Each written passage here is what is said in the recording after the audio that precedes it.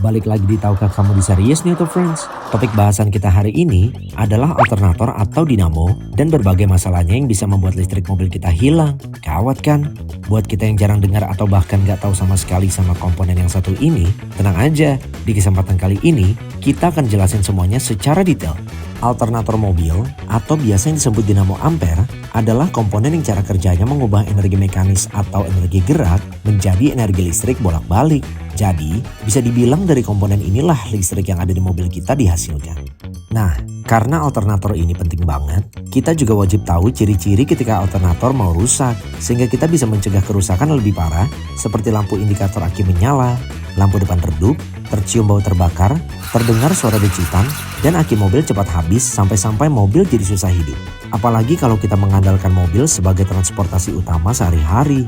Makanya, kita wajib melakukan pencegahan supaya alternator nggak gampang rusak dengan tips berikut. Pastikan penggunaan listrik tepat. Dalam hal ini, kita wajib membatasi penggunaan elektronik yang mengonsumsi tenaga listrik yang besar supaya nggak melebihi kapasitas. Pemilihan besar ampere dari aki pun wajib diperhatikan. Selanjutnya, pemasangan kutub dan kabel aki harus sesuai, termasuk juga kabel plus alternator ke kabel plus aki. Kalau pemasangan kabel ini asal-asalan dan gak tepat, listrik pasti lebih boros dan berpotensi merusak IC alternator. Terakhir, cek kondisi alternator minimal 3 bulan sekali.